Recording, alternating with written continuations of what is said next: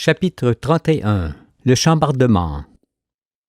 Lorsqu'il s'ouvre sur le réel, l'homme brise ses limites et plus rien ne peut rester caché à ses yeux.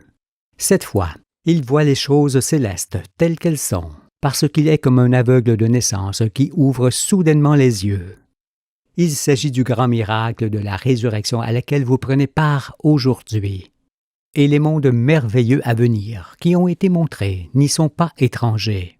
Car chacun voit que la formidable simplicité du cycle de la matière est saisissable par tous. Et qu'en l'étudiant, on arrive forcément à l'étoile, au soleil et aux mondes successifs qui lui sont attachés. Jésus dit de moi, « Il vous annoncera les choses à venir. » Bien que lointains, ces mondes à venir en font partie. Mais pour voir plus précisément où va le monde depuis sa création, dirigeons-nous maintenant vers notre terre bien-aimée, la mère des vivants, qui sera constamment au centre de ce qui nous reste à étudier. La connaissant, nous saurons alors qui nous sommes, ce que nous faisons et où nous allons. Les modèles. Jusqu'ici, l'électromagnétisme nous a montré que l'anneau d'une planète donnait naissance à un petit astre, qui est le modèle de naissance de tous les astres du ciel. Ensuite, en observant sa croissance, nous l'avons vu devenir comme Jupiter, puis comme le Soleil. Là, on a assisté à la naissance d'une étoile qui est le modèle de naissance de toutes les étoiles. Maintenant, nous allons voir comment l'explosion atmosphérique d'un astre, qui le fait passer de l'état planétaire à l'état stellaire, détermine le sort de ses satellites. Rappelons d'abord que les anneaux se forment les uns à la suite des autres à partir de la planète qui les engendre, et qu'ils s'écartent d'elle au fur et à mesure qu'elle en produit. C'est pour cela que les satellites, nés de ces anneaux, évoluent autour de leur mère à des distances respectives. Ce ne sont donc pas les satellites qui établissent eux-mêmes l'ordre dans lequel ils évoluent autour de leur planète, mais les anneaux de cette dernière. C'est pourquoi les satellites de Jupiter, qui nous servent de modèle, évoluent dans un ordre déterminé, qui est celui que nous connaissons. Ils croissent tranquillement dans cet ordre, en ayant chacun une orbite circulaire. Longtemps encore, ils évolueront de la sorte. Mais cela ne durera pas toujours, car il est certain que l'explosion atmosphérique de Jupiter viendra en son temps et ne manquera pas de bouleverser leur ordre actuel. Il se formera alors un nouvel ordre dans cette famille où plusieurs satellites n'occuperont plus leur place originelle. Ce chambardement se produira dans la famille de Jupiter, comme il s'est produit dans la famille solaire lorsque le Soleil s'est éclairé. Ce qui nous fait saisir qu'autrefois toutes nos planètes n'occupaient pas leur position actuelle. Parmi elles, quelques-unes changèrent de place. Penchons-nous alors sur ce phénomène qui bouleversa l'ordre initial établi, et nous comprendrons enfin ce qui ne pouvait être expliqué jusqu'à ce jour. Mais pour se représenter ce que fut le désordre momentané de la famille solaire, le chambardement, il faut considérer d'abord que les satellites, nos planètes, occupaient, avec leur masse et leur magnétosphère, toutes les régions du ciel autour du Soleil qui allaient s'éclairer.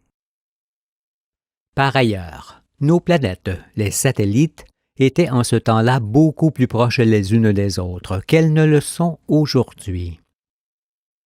Effectivement, et comme cela s'explique, l'ensemble électromagnétique solaire, magnétosphère, ligne de force, anneau, n'avait pas autrefois la même ampleur, car depuis que notre astre brille, il s'est beaucoup expansé en augmentant d'autant les distances qui séparent les planètes. Les forces concernées. Dès la déflagration de l'atmosphère solaire, 3 forces s'exercèrent sur ces satellites, nos planètes. La première fut le souffle de l'explosion, qui les poussa plus ou moins. La deuxième fut la magnétosphère solaire, qui les retint et les ramena. Et la troisième fut le souffle propre du Soleil venant de s'éclairer, qui tendit à les pousser à nouveau. À partir de cette explosion atmosphérique, Les satellites furent donc aux prises avec ces trois forces. Mais nos astres sont des aimants interdépendants qui, même fortement poussés, ne purent échapper à la puissante magnétosphère solaire. Ils restèrent probablement tous en orbite autour du Soleil. Quel fut leur comportement? Tout d'abord, et comme cela vient d'être dit, le souffle de l'explosion atmosphérique est une force centrifuge qui éloigne les astres au sein de la magnétosphère, qui, elle, est une force centripète tendant à les ramener. Si donc un satellite est fortement poussé, mais pas suffisamment pour être chassé de son anneau, comme c'est le cas pour celui qui se trouve au milieu du nombre des satellites, il entame des va-et-vient auprès de l'étoile qui vient de s'éclairer. Poussé par le souffle de l'explosion, il s'en va en étant antipesant par rapport à l'étoile. Puis, freiné et arrêté par la magnétosphère de l'étoile nouvelle, il est momentanément en apesanteur. Il reste ainsi jusqu'à ce que la magnétosphère le ramène vers l'étoile, en le rendant pesant cette fois. Lorsque cela arrive et qu'il revient vers elle, ce n'est plus le souffle de l'explosion qu'il rencontre. Celui-ci étant déjà passé sur lui depuis longtemps, mais le souffle de l'étoile qui brille désormais. Ce souffle contient alors peu à peu son mouvement de retour et lui inculque progressivement un mouvement inverse, qui l'éloigne à nouveau, plus délicatement toutefois et moins loin que ne le fit le souffle de l'explosion. Il en sera ainsi jusqu'à ce qu'il s'apaise et se stabilise. L'anneau que le satellite de notre exemple n'aura point quitté participera à ces mouvements de va-et-vient. Cela parce que cet anneau aura été déformé de l'intérieur vers l'extérieur lorsque le satellite s'en allait, et de l'extérieur vers l'intérieur lorsqu'il revenait près de l'étoile. Tendant à retrouver sa forme circulaire, l'anneau participe de la sorte à la stabilisation de l'astre. Pour bien le saisir, il faut savoir qu'une petite force suffit pour déplacer un astre en orbite. Par exemple, on remarque que le souffle d'un nourrisson suffit amplement à déplacer une boule suspendue à un fil. Il en est de même pour les astres en orbite et en apesanteur qui, en raison du souffle de la magnétosphère de l'étoile, peuvent facilement être déplacés en élargissant ou en diminuant leur orbite. Retenons seulement que le souffle de la déflagration atmosphérique arrache les premiers satellites, les plus petits, de leur anneau et les pousse au loin. Bouscule fortement les suivants, les moyens, mais pas suffisamment pour les arracher à leur anneau, et ne déplace que très peu les plus lointains, les plus gros, en raison de leur plus grande inertie et de la décroissance du souffle. Dans le cas où l'astre est chassé de son anneau, il n'est plus une résistance dans un courant électrique et se refroidit rapidement. C'est ce qui est arrivé à quelques planètes, tandis que les autres ne l'ont point fait. Le déplacement des satellites. S'ils ne sont pas l'objet de collision, lorsqu'ils sont projetés au loin par le souffle de l'explosion atmosphérique, les satellites ne s'en vont pas en ligne droite, mais forcément en orbite. Disons que leur orbite, qui est circulaire avant l'explosion atmosphérique, devient spiralée, et que ces spires s'allongent en fonction de la force du souffle. Voici comment un astre chassé de sa place initiale peut aller et venir auprès de son étoile avant de se stabiliser. La première figure illustre comment le souffle de l'explosion atmosphérique éloigne le satellite de l'étoile. On voit que son orbite ne cesse de croître durant ses révolutions, que l'on imagine cependant des milliers de fois plus nombreuses que celles représentées. Celles-ci finiront par le conduire sur une orbite lointaine et plus stable, lorsqu'il sera en bout de course. C'est donc la plus grande orbite et, par conséquent, le plus grand éloignement de l'étoile que ce satellite connaîtra. La figure suivante montre ce que sera le retour du satellite lorsque la magnétosphère aura contenu puis inversé son mouvement. Toujours en orbite spiralée, il redescendra vers l'étoile lentement 7 fois, jusqu'à ce que le souffle de cette dernière maîtrise son mouvement. Là encore, en bout de course, son orbite sera plus stable. Et cette stabilité durera un temps, le temps qu'il faudra au souffle de l'étoile pour le renvoyer de nouveau dans le lointain. Moins fortement cependant que ne le fit l'explosion atmosphérique, donc moins loin que la première fois. Après quoi, notre satellite reviendra doucement et finira par se stabiliser au milieu de ces deux orbites extrêmes qu'il aura connues. Ce que l'on vient de voir ne peut se produire de la sorte que pour les satellites qui se trouvent au centre du nombre des satellites, qui est aussi la distance moyenne qui les sépare de l'étoile. En exemple, si l'on aligne 11 petits cailloux sur une table, dans l'ordre croissant de leur taille, c'est le 6e caillou de taille moyenne qui se trouve exactement au centre du nombre. S'il s'agit d'un satellite, on remarque d'abord que sa taille est moyenne, puis qu'il occupe la place moyenne, et qu'il recevra moyennement le souffle de l'explosion atmosphérique. Il est par conséquent le plus représentatif. Et c'est de lui dont je parle lorsque j'explique les va-et-vient qu'il fit. Et c'est à la Terre que je pense, car nous allons voir qu'il en fut ainsi pour elle. Ces mouvements de va-et-vient sont donc variables pour chaque astre. Ils se produisent en milliers de révolutions pour les uns et en plusieurs dizaines de milliers de révolutions pour les autres, ce qui signifie autant d'années, et toutes différentes dans la durée, qui est proportionnelle à l'orbite et à la vitesse orbitale de l'astre. Mais pour l'instant, il vaut mieux exclure toute notion de durée de ces déplacements pour ne tenir compte que de l'ensemble de l'événement. Sur les deux figures précédentes, on remarque également que l'astre, ainsi déplacé, se trouvera dans le froid intense lors de sa plus grande orbite et dans la chaleur intense lors de sa plus petite orbite. Ces changements de température dus, comme on l'a vu, aux éloignements et au rapprochement de l'astre du Soleil, ainsi qu'à ces changements d'activité, auront de grandes conséquences sur son noyau et sur son manteau. Nous mettrons cela à observation. Mais, pour résumer ce que nous venons de voir, et qui nous permettra de poursuivre l'étude de toute la famille solaire, il suffit de retenir que le souffle de l'explosion, très puissant près de l'étoile, perd de sa force en s'éloignant dans les confins. En raison de quoi? Les satellites les plus proches de l'étoile nouvelle sont les plus petits en taille et en inertie, et ceux qui bougent les premiers et qui s'en vont le plus loin, en étant davantage poussés.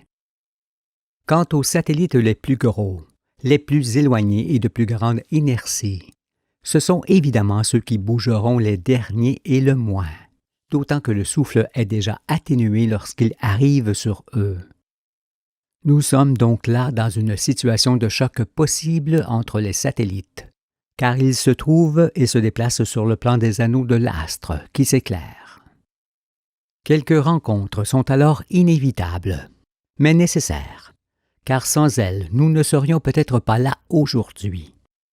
N'en soyez point surpris, parce que la Lune, qui fut interceptée et adoptée par la Terre, de la sorte, est un élément prépondérant dans la manifestation de la vie sur notre planète. Ces heures d'astres ne sont donc pas des catastrophes, surtout que quand ils surviennent, l'homme, qui est le dernier-né, n'est pas encore créé.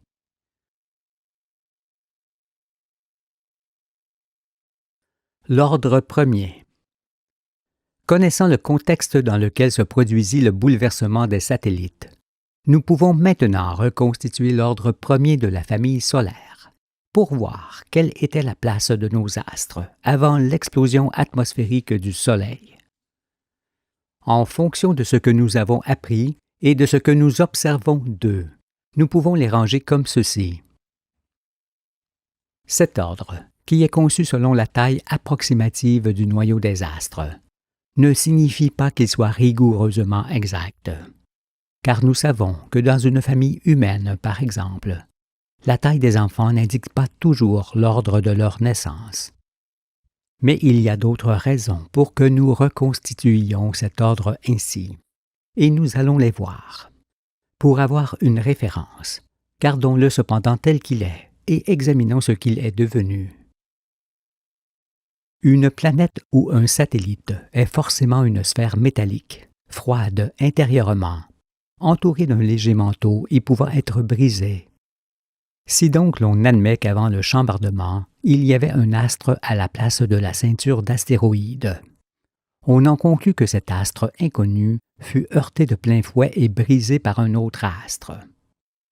Il se peut également que seul le noyau de cet astre fut chassé, pendant que le manteau resta sur place, brisé en milliers de morceaux.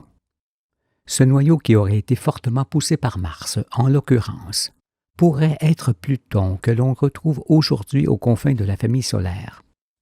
Si la taille de ce dernier est proche de celle de la Terre, il s'agit bien de cet astre qui fut chassé par Mars. Au contraire, si sa masse est beaucoup plus petite et légèrement inférieure à celle de la Lune, alors il s'agit de l'astre dernier-né du Soleil, comme sur la figure, qui fut chassé fort loin. On remarque sur cet alignement que la Terre était placée au centre du nombre des satellites du Soleil. Cette position est privilégiée parce qu'il est évident que le souffle de l'explosion ne déplaça pas la Terre comme il déplaça les astres qui se trouvent en deçà et au-delà de sa position. En effet, ceux qui se trouvent entre elle et le Soleil furent plus fortement bousculés que ceux qui viennent après elle. On comprend alors que Pluton peut-être, la Lune, Mercure et Mars certainement, furent chassés de leur anneau et se refroidirent. Tandis que Vénus, la Terre, Jupiter, Saturne, Uranus et Neptune ne l'ont point fait, en étant moins dérangés par le souffle qui était davantage atténué. Poussée par ce vent, la Terre ne quitta pas son anneau, elle le déforma seulement. C'est pourquoi elle fit des va-et-vient auprès du Soleil, que nous examinerons dans le détail, car ce sont eux qui façonnèrent son visage, en raison des gros écarts de température qu'elle connut. Le changement d'ordre. Pluton, probablement dernière-née et plus proche du Soleil, fut chassée aux confins de la famille solaire. Si elle était la planète inconnue heurtée par Mars, il en fut de même. Quoi qu'il en soit, cet astre fut fortement poussé au loin et placé, de ce fait, en orbite inclinée par rapport au plan des anneaux du Soleil. La Lune est sœur des autres planètes et l'une des dernières nées. Elle fut projetée fortement par le souffle de l'explosion atmosphérique, à la suite de son déplacement assez périlleux, sur lequel nous reviendrons bientôt. Elle fut finalement interceptée par la Terre, qui la capta avec sa puissante magnétosphère. Mercure est une petite planète, approximativement 2 fois plus grosse que la Lune. Son orbite inclinée par rapport au plan des anneaux solaires témoigne d'un choc avec un autre astre, avec Mars probablement, qui la fit rebondir et revenir là où elle se trouve aujourd'hui.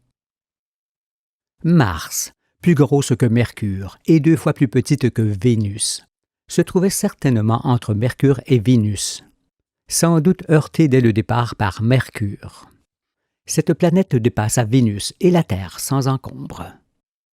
Il est cependant fort possible qu'elle ait ensuite heurté de plein fouet la planète inconnue, qui serait l'origine des morceaux qui composent la ceinture d'astéroïdes. Mars serait alors resté presque sur place.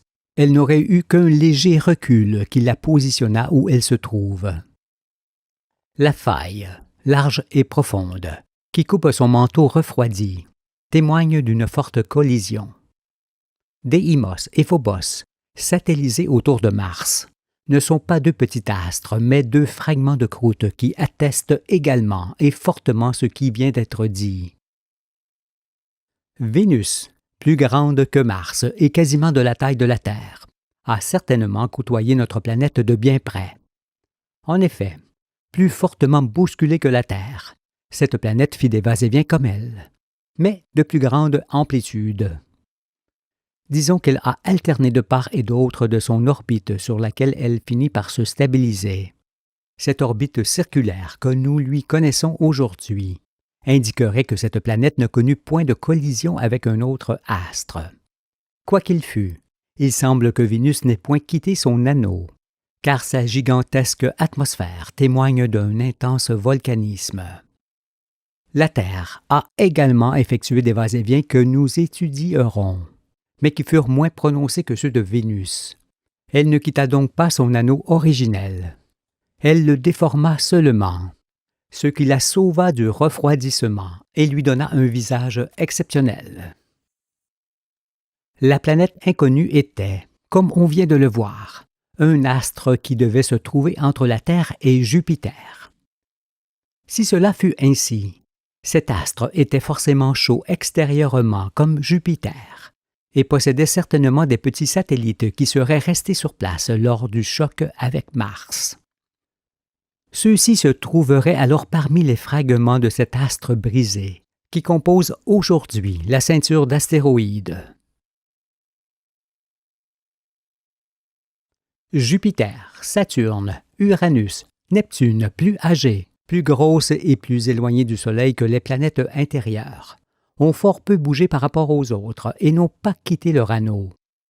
Leur mouvement de part et d'autre de leur orbite contemporaine étant négligeable, ces astres ne cessèrent de monter en température et de croître en conséquence. Le nouvel ordre. Bien qu'incertain, l'ordre premier de la famille solaire est fort proche de la vérité, ainsi que le périple des astres qui changea cet ordre. Mais il importe peu de savoir exactement qui était où avant l'explosion atmosphérique et qui a fait quoi dans le désordre qui suivit cette explosion. Ce qu'il convient de saisir, c'est que l'ordre premier fut quelque peu différent de celui de nos jours et que la Lune est sœur de la Terre. Il est également incontestable que les astres qui quittèrent leur anneau se refroidirent immédiatement et restèrent tels quels, alors que ceux qui ne le quittèrent point montèrent en température et continuèrent leur évolution. Voici donc le nouvel ordre qui s'est créé dans la famille solaire.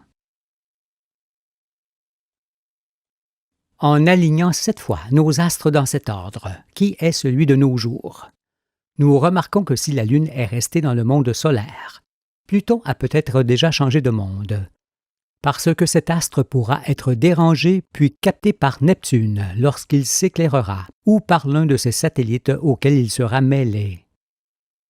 Pluton n'est pas sur un anneau du Soleil, car le plus lointain de ces anneaux est occupé par Neptune.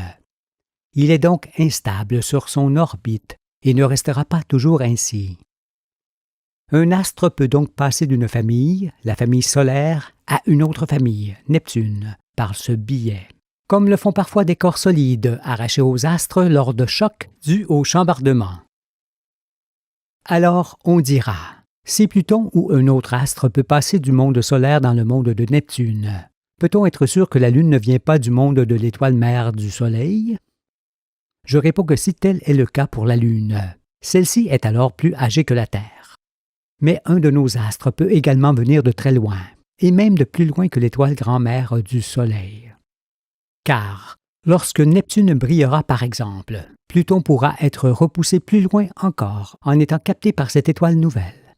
Puis, l'une de ces planétoiles pourra le repousser encore, et ainsi de suite. Les astronomes constatent, étonnés, que Pluton est une planète aussi brillante qu'une étoile. Ce qui sera expliqué, parce que nous verrons que cet astre qui s'est entièrement refroidi après avoir quitté son anneau et qui occupe désormais une région du ciel où la température est très basse, est entièrement recouvert d'un océan de glace. Cela étant, le rayonnement solaire nous est renvoyé par Pluton comme il le serait par un miroir, d'où son aspect quasi stellaire. Le réchauffement des planètes refroidies. Désormais, nous comprenons ce que fut le rapide refroidissement des planètes chassées de leur anneau originel. Mais, Puisque le chambardement est achevé et qu'il s'est établi un nouvel ordre, les planètes refroidies ne vont-elles point se réchauffer? Je réponds qu'effectivement, cela a déjà commencé pour celles qui ont retrouvé un anneau. Cependant, il leur faudra beaucoup de temps pour y parvenir, car le réchauffement d'un noyau, qui occupe presque tout le volume de l'astre, est infiniment plus long que le temps qu'il lui fallut pour se refroidir. Mais plus on avancera dans les âges, plus des gaz surgiront du manteau entièrement solidifié de ces planètes. En raison de ce réchauffement progressif, le peu d'eau qui s'est infiltré et glacé dans les couches profondes de leur manteau remontera probablement à la surface, poussé par la chaleur interne. Toutefois, sur Mercure, cette eau se vaporisera et restera dans son atmosphère, à cause de la forte chaleur solaire dans laquelle cet astre évolue. Et sur Mars, cette eau qui se vaporisera la journée se condensera la nuit sur les calottes glaciaires, tant est basse la température qui ne permet pas le cycle de l'eau. Par conséquent, on comprend déjà que l'existence de créatures est impossible sur cet astre. Le chambardement donne une vision plus exacte de ce qui fut pour nos planètes jusqu'à ce jour. Nous savons que les planètes à l'intérieur de la ceinture d'astéroïdes continueront d'activer le Soleil et l'accompagneront dans sa destinée, sans qu'aucune d'entre elles ne devienne étoile. L'activité électromagnétique en donne les raisons.